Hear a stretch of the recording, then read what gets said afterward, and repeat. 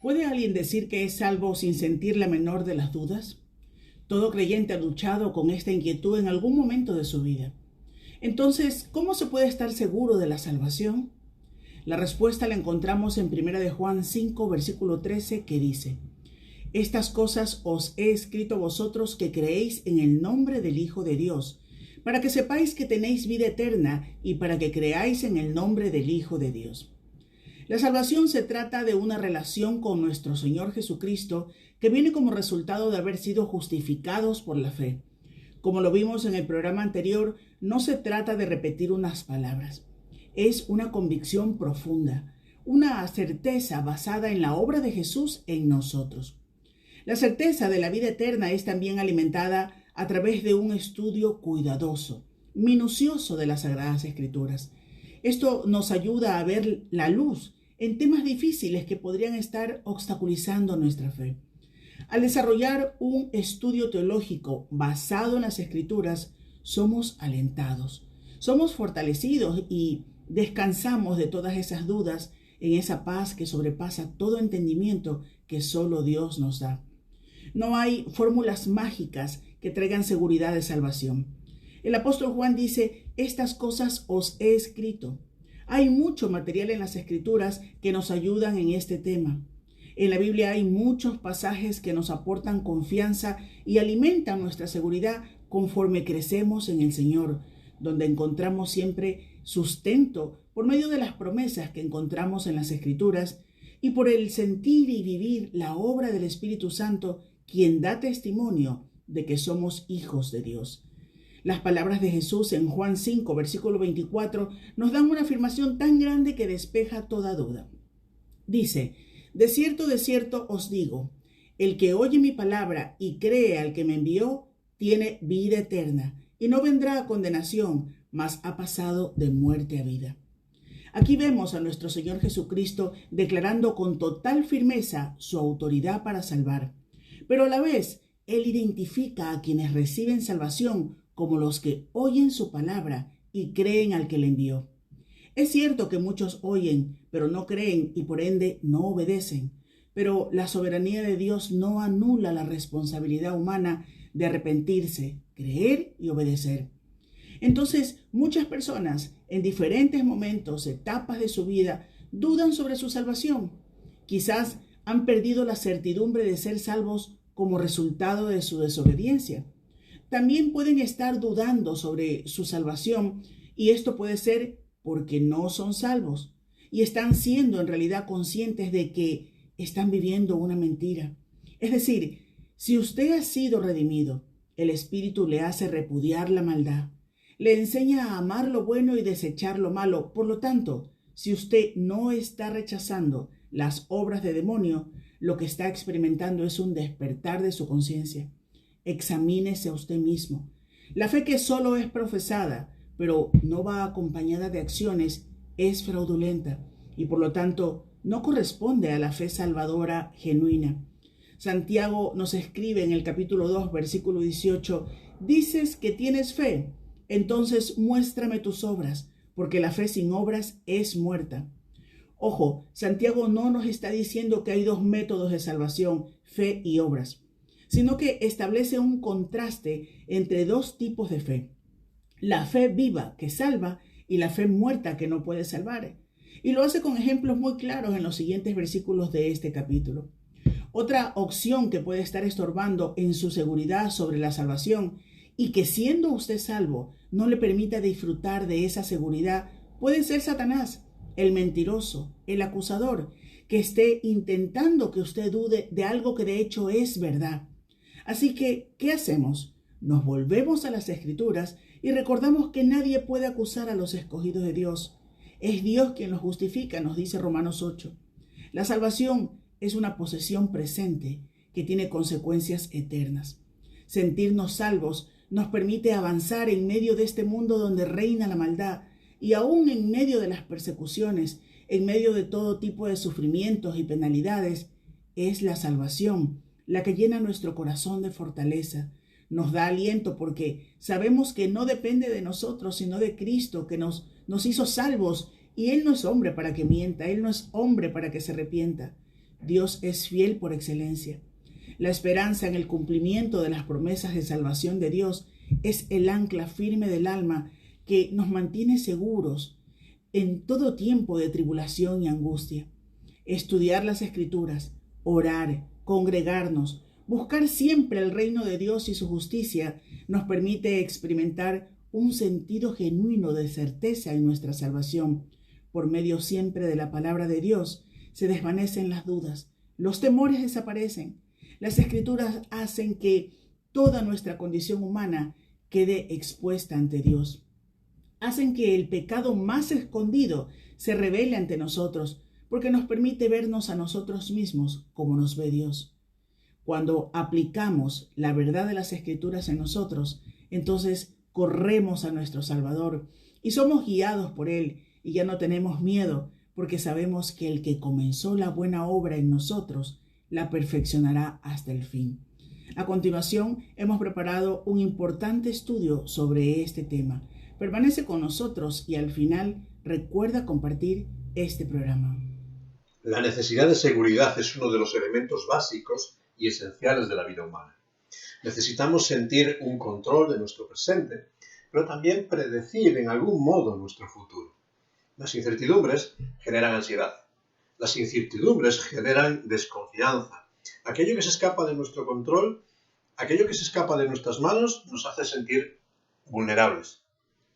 Es en ese aspecto en donde la fe nos ofrece un área de conflicto. Necesitamos la salvación, como veíamos en el programa anterior, y de cierto podemos experimentar en nuestra vida presente de forma práctica muchas de las bendiciones de la fe depositada en Cristo. Podemos experimentar el perdón, podemos experimentar un nuevo orden, una nueva moralidad en nuestra conducta, podemos experimentar un nuevo camino, un nuevo sentido, un nuevo propósito. De hecho, adquirimos una nueva esperanza. Pero de nuevo, aflora en nosotros la incertidumbre. ¿Puedo retener esta salvación? ¿Hasta qué punto los diferentes fracasos que experimento en el camino de la vida me hacen indigno de esta salvación? ¿Puedo perder mi seguridad? Lo cierto es que las tentaciones aparecen en el camino de la vida, y en muchas sucumbo. Es cierto que en momentos del camino las dudas me asaltan, y mi fe se debilita, y muchas veces me cuestiono muchas verdades. Es cierto que la desobediencia a los mandamientos de Dios en muchas ocasiones son una realidad de mi experiencia. Me veo a mí mismo, veo mi fracaso, veo mi culpa, mi debilidad, y me pregunto, ¿merezco la gloria? Desde luego que no. No merezco el perdón de Dios. No merezco la gloria. No merezco porque en muchas ocasiones ofendo a otros y sobre todo ofendo a Dios. Dice Santiago capítulo 3, versículo 2. Incluso son muchas las ocasiones en las que el mismo adversario, el diablo, me acusa. Él se encarga de susurrarme al oído y de susurrarnos a cada uno de nosotros, pero ¿tú eres hijo de Dios? Sí, se encarga muy bien de desarrollar su labor de acusador. A veces esta labor la refuerza con las palabras de algunos que se cruzan en nuestro camino y nos recuerdan nuestra imperfección y nos señalan nuestros múltiples defectos, nos señalan nuestra indignidad. Y de nuevo, la voz del entorno nos dice que no somos perfectos, que hay muchas cosas en mi vida que me hacen inmerecedor del perdón de Dios. Y al final termino creándome excusas, creando mis argumentos y justificaciones. Pero no merezco la gracia, no merezco estar en la presencia de Dios. Sin embargo, el mensaje de la Biblia, que desde el principio ha resonado, rechaza ciertas enseñanzas, incluso de la teología del presente, y rechaza de plano las acusaciones del diablo. Dios mismo enseña por medio del apóstol Juan, hablando inspirado por el Espíritu Santo, unas palabras muy importantes que encontramos en 1 de Juan, capítulo 5, versículo 13. Estas cosas os he escrito a vosotros que creéis en el nombre del Hijo de Dios. ¿Con qué propósito? Fíjate, para que tengáis la absoluta certeza, para que sepáis que tenéis vida eterna. Primera de Juan, capítulo 5, versículo 13. Cuando llegamos a ser hijos de Dios, nuestra relación, como veíamos en el programa anterior, con Dios cambia. Ahora tenemos una relación familiar y tenemos un Padre celestial, un Padre que nunca miente y que todas sus palabras son verdad. Segunda de Samuel, capítulo 7, versículo 28. El propio Señor Jesucristo, durante su ministerio en la tierra, nos dice allí en Juan, capítulo 17, versículo 17, tu palabra, la palabra de Dios, es verdad. Debido a esto podemos confiar plenamente en que absolutamente toda la palabra de Dios es verdad. Y todas las palabras que Él ha dicho son fieles y verdaderas para nuestra vida. Es la palabra de Dios la que me va a llenar, la que nos va a llenar de seguridad, de confianza. Y es la que debe de producir en nosotros un estímulo para ir descubriendo todo lo que ha dicho. Lo que ha dicho acerca de nuestro pasado, lo que ha dicho para nuestro presente y en cuanto a nuestra esperanza futura. Escuchar la palabra de Dios revelada por medio de la Biblia debe ser nuestra pasión. Escuchar la palabra de Dios antes que las ideas vacías de los sabios de nuestro tiempo. Cuando acudimos delante de un tribunal, para poder llegar a un veredicto confiable, es vital tener la declaración de varios testigos que afirman la veracidad de los hechos. Esto es lo que va a generar credibilidad. Al hablar de la fidelidad del testimonio de Cristo, también se nos presentan muchos testigos para hablar de la fidelidad que vamos a tener y la credibilidad de estas palabras. El primer testimonio lo encontramos en 1 Juan capítulo 5, versículo 9. Un testigo que es llamado delante de nosotros. Y dice allí el escritor, el apóstol Juan, hablando inspirado por Dios. Si recibimos el testimonio de los hombres, mayor es el testimonio de Dios. Porque ese es el testimonio con que Dios ha testificado acerca de su Hijo. Fíjate, Dios nos ha testificado. Dios mismo nos está dando credibilidad de todo lo que el Señor Jesucristo va a hacer y a decir. Y aquí el apóstol Pablo nos presenta un conflicto. El conflicto que es la realidad de una sociedad que vive en la era de la información. Y es esta pregunta, ¿qué información merece más crédito? Hoy mismo podemos escuchar una noticia en diferentes medios de comunicación y las conclusiones son muy distintas y hasta parece en algún momento que las noticias son distintas. Lo que necesitamos valorar es la credibilidad del que nos ofrece la información.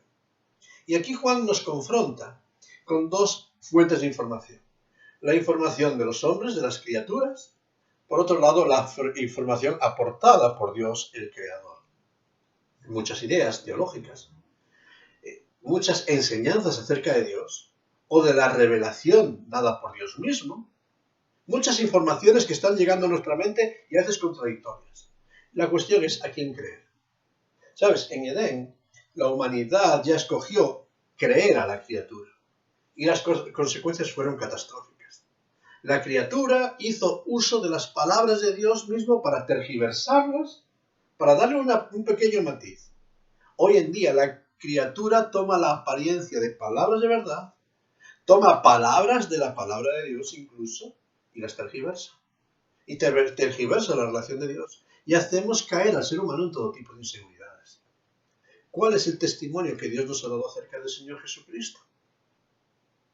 Este testimonio resuena por primera vez en el bautismo.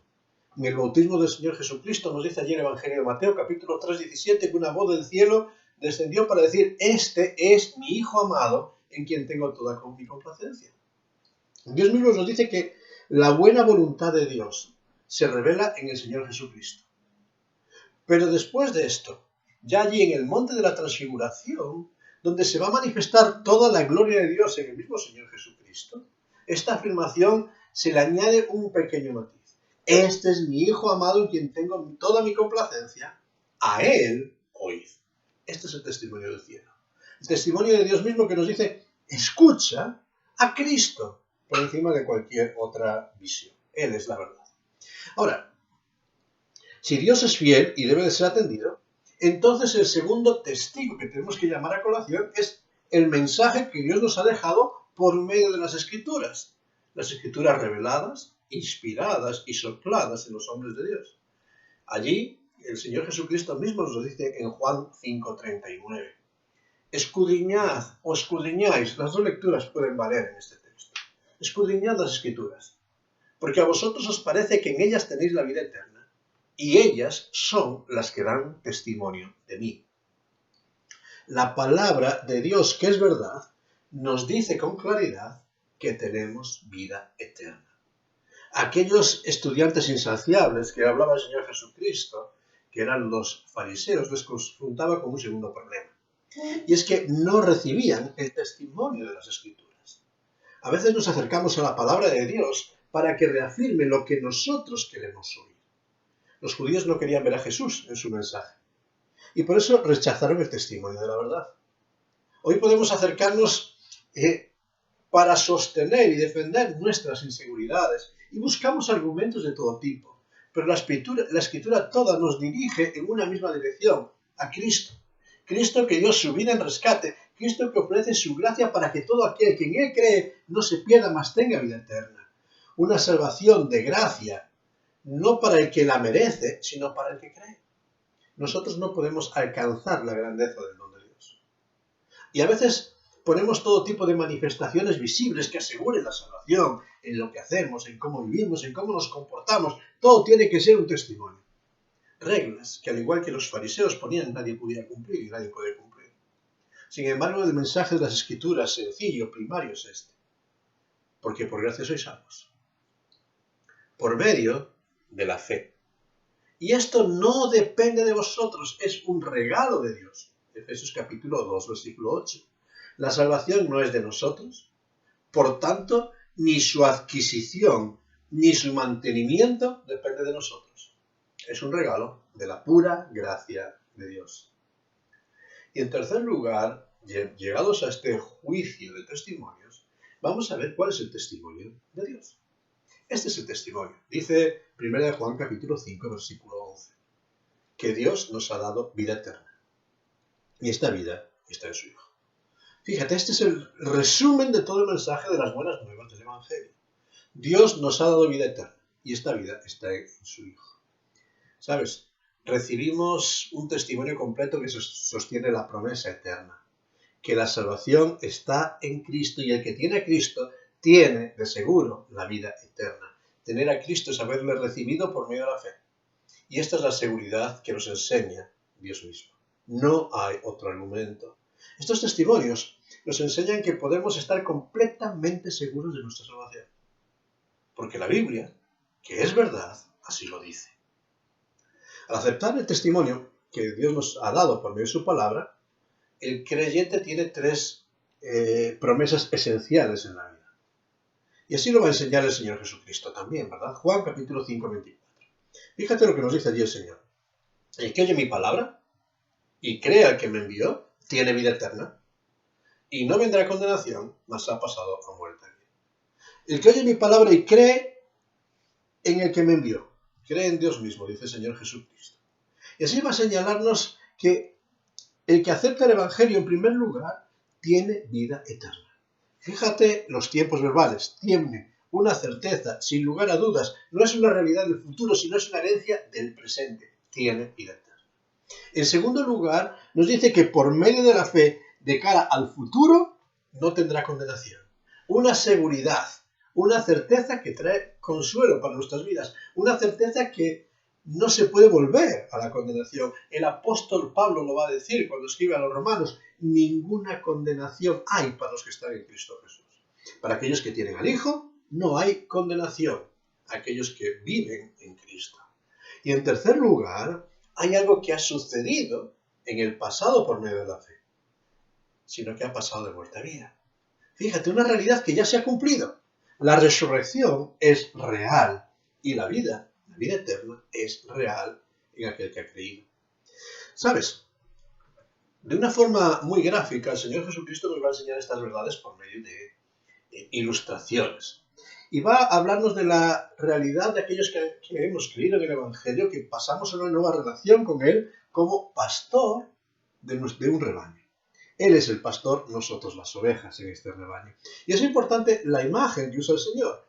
El creyente como esta oveja, un animal indefenso, torpe, que completamente depende no de sus fuerzas, méritos, sino del cuidado providencial del pastor.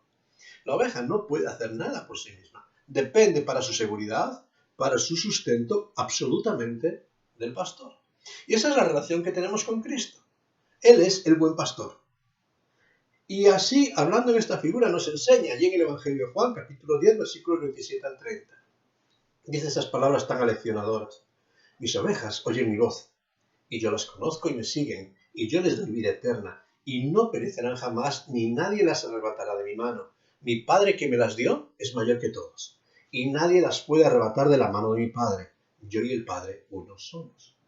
Fíjate qué verdades tan grandes afirma el Señor en estas palabras que nos afirman con total seguridad. Primero, que las ovejas de Cristo, aquellos que han entrado en este rebaño por medio de la fe, reciben la vida eterna. Este es un regalo del pastor, no el mérito de las ovejas. Reciben la vida eterna. Yo les doy vida eterna. En segundo lugar, estas ovejas que forman parte del pastor y que tienen la vida eterna no perecerán jamás. No se puede revertir a la condición del pasado. Fíjate, es un camino sin marcha atrás. Una vez que has entrado en el redil de Cristo, una vez que has recibido la vida nueva en Cristo, no perecerán jamás. No se puede perder la vida recibida de Cristo. Y en tercer lugar, esta seguridad no depende de las ovejas, no depende de nosotros, no depende de estas torpes ovejas, sino del poder de la mano del pastor que las sostiene, de la mano del Padre que las dio. Nadie nos puede arrebatar de su mano. Nadie las puede arrebatar de la mano del Padre. Ni nosotros mismos podemos salirnos de la protección de Dios. Ni el diablo nos puede arrebatar de la mano. Nadie nos puede arrebatar de la poderosa y fiel mano del pastor. La palabra de Dios nos da la seguridad de que somos salvos. Sin embargo, la palabra de Dios añade algo más, ya que nos asegura que no seremos juzgados y castigados por Dios. No son nuestras obras, no es nuestro mérito, no es el bautismo, la oración, etcétera, etcétera, sino es la obra de Cristo en la cruz del Calvario, su muerte, que ha saldado completamente la deuda de nuestro pecado. Es la decisión y la voluntad de Dios Padre que nos aferra de su mano y nadie nos puede arrebatar de ahí. Es la obra de Cristo. Son los méritos de Cristo y es el poder de Cristo lo que alcanza la salvación, lo que merece la salvación, lo que sostiene la salvación para nosotros. Y este es el mensaje del Evangelio para nosotros hoy en día. Y dudar de esta salvación eterna es dudar de Dios mismo que nos la da. Dudar de la futura salvación es cuestionar la fidelidad de Dios y confiar más en nuestros recursos, que no existen, que en el poder de Dios, que es total. La cuestión clave en este día, entonces, es sencilla. ¿A quién crees? ¿A las criaturas o al Creador? Dios nos ha dejado su revelación reafirmada por los apóstoles inspirados por Dios mismo. Y la revelación es que tenemos la vida eterna en Cristo y que nadie nos puede robar esta vida. Mi pregunta es, ¿lo crees? Ten cuidado con aquellos que reducen el poder de la bendición enorme de Dios. Claro que hay cuestiones que nos planteamos en forma de dudas. Carmen ya ha introducido algunas al presentar este programa. Y en futuros programas nos pararemos a atajar y dar respuesta a estas cuestiones que a veces nos atormentan y que algunos usan para desacreditar el poder de la gracia de Dios. Pero hoy quiero que nos quedemos con esta enseñanza esencial de las Escrituras, al margen de los cuestionamientos frágiles de las Escrituras. El que cree en Cristo tiene vida eterna. Y esta vida que Dios ha dado por medio del Señor Jesucristo a sus ovejas no se puede perder. No perecerán jamás. No podemos ser robados. Nadie las arrebatará de mi Padre. Por eso, recuerda hoy, ¿cómo puedes estar seguro de la salvación? Por el testimonio que Dios mismo ha dado por medio de su palabra. Lee la palabra y descubrirás la gracia de Dios. Lee Juan 10, lee Juan 5, lee la primera carta de Juan y constantemente vamos a encontrar en Juan la pasión de aquel que nos revela la seguridad. Lee Romanos 8. ¿Quién condenará? ¿Quién nos separará del amor de Dios que es en Cristo Jesús, Señor nuestro? ¿Quién? ¿Quién es mayor que Dios? ¿Puedes estar seguro de esta salvación? meditando y leyendo el testimonio dejado por Dios mismo en su palabra. ¿Qué es lo que te puede librar del juicio venidero? La fe depositada en Cristo. No nuestras obras, no nuestros méritos. Él, como el buen pastor, dio su vida por las ovejas para que nosotros tengamos vida y vida en abundancia. Solamente por medio de la fe, no por los méritos, puedes ser libre del juicio venidero. Y por eso te dejo esta pregunta. ¿En qué estás confiando para tener la salvación por toda la eternidad? ¿En las opiniones falibles de los hombres? ¿O en la palabra de verdad de Dios? ¿En la criatura frágil y débil? ¿O en el Dios eterno, soberano y fiel? Qué gran bendición, ¿verdad?, tenemos en este día, de poder proclamar que en Cristo tenemos vida eterna.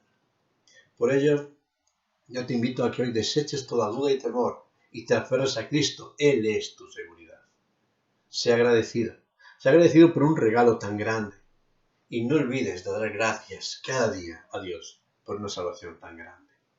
Bendición, gozo, deleítate en tu Salvador, deleítate en tu salvación. Que Dios te bendiga.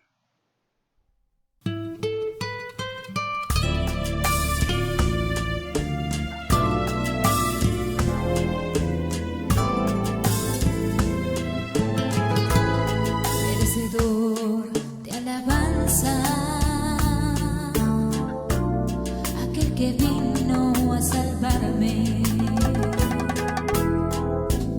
Merecedor de alabanza, que siendo yo un pecador,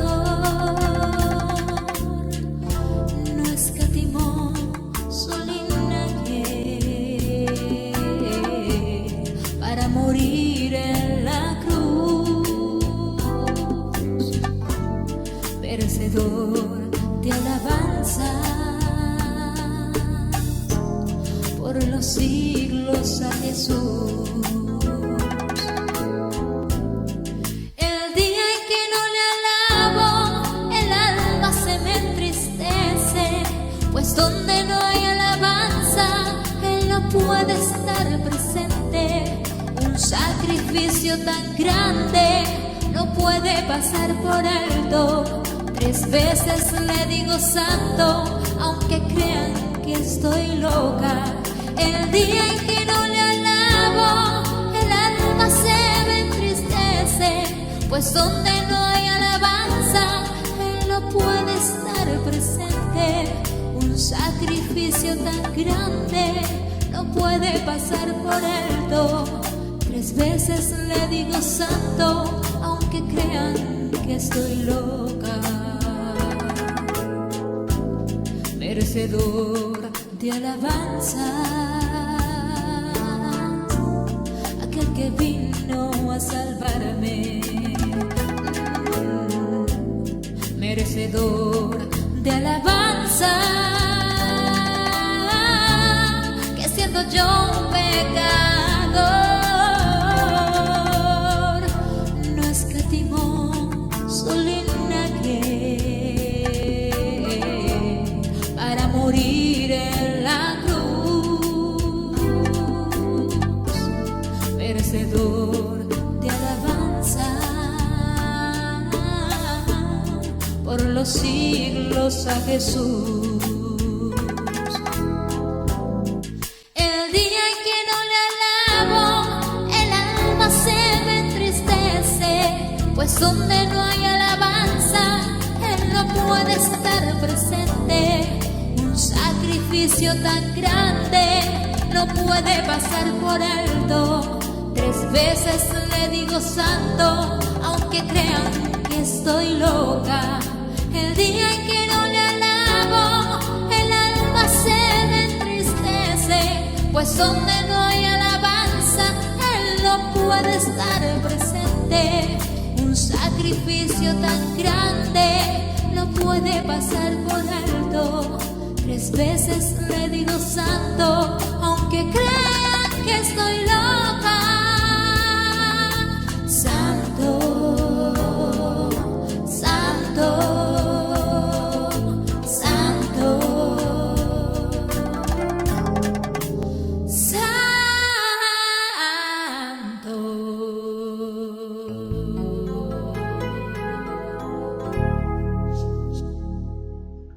Muchos motivos para dar gracias a Dios tenemos. Muchos motivos para reconocer que es su gracia y no nuestro mérito la que nos mantiene en pie. Muchos motivos también para pedir perdón. Porque a veces nuestra ingratitud, en nuestro valorar tan poco la fe, despreciamos una salvación tan grande. Y menospreciamos cuando no vivimos conforme al estándar de lo que Dios nos ha dado. Pero más allá de todo eso, que hablaremos en otros episodios, hoy es tiempo de dar gracias. Dar gracias porque aún sin merecerlo, aún siendo indignos, de ánimo hostil, siendo tan obstinados en muchos momentos, el amor eterno de Dios cubre todos y cada uno de nuestros pecados. Y por eso hoy es tiempo de gratitud. Es tiempo de decirle gracias, Padre, por amarme tal como soy, aún a pesar de mis muchos errores. Sé que tú nunca me dejarás de tu mano. Puedo alejarme, pero tú no te alejarás de mí. Y esa es nuestra confianza en este día. Por eso quiero invitarte, ahí donde estás, a decirle gracias, Señor, por tu amor inefable, que no lo puedo comprender en tantos momentos. Gracias, Padre. Gracias, Padre, por ese regalo tan grande que es tu gracia para mí. Gracias, Padre, por ese don tan maravilloso que aún inmerecido por mi parte tú ofreces. Gracias, Padre, porque ese regalo que para mí es de gracia, para ti fue un tremendo coste, entregar a tu propio Hijo por amor a cada uno de nosotros. Gracias, Padre, porque aquel que era sin pecado se hizo pecado, para que yo sea hecho justicia de Dios en ti. No por mis méritos, no porque lo merezca, sino por tu amor hacia mí. Todo es puro amor. Y Señor, ante ese amor inmerecido, Señor, no podemos más que responder dándote las gracias porque no tenemos nada que ofrecerte. Y simplemente sí, Señor, acercarnos a ti para pedirte perdón por tantas veces en que no valoramos la magnitud de tu regalo, por tantas veces en que nos dejamos llevar por el día a día y no nos aferramos de Cristo como el Señor de nuestras vidas, por tantas veces en que cuestionamos el don tan grande que nos has dado, por tantas veces que las dudas nos asaltan, por tantas veces que nos creemos nosotros suficientes para merecer algo que no podemos alcanzar. Por eso, Señor, gracias porque, aun siendo así, tú nos sigues amando. Tú has perdonado nuestros pecados y no hay condenación, porque aquellos que están en Cristo Jesús han sido rescatados por Cristo para ti. Por eso, Padre Celestial, ayúdanos a vivir de acuerdo al estándar tan grande de tu gracia, a vivir de modo que te agrade a ti, no a esta humanidad, sino te agrade a ti, y que pongamos nuestra vida completamente para ti, Señor. Ayúdanos cada día a ser más semejantes a Cristo. Te lo pedimos y te damos muchas gracias por ese don tan maravilloso en el nombre de nuestro Señor Jesucristo, aquel que nos amó y se entregó por cada uno de nosotros. Amén. Que Dios te bendiga en todo este tiempo y da muchas gracias a Dios por una salvación tan grande.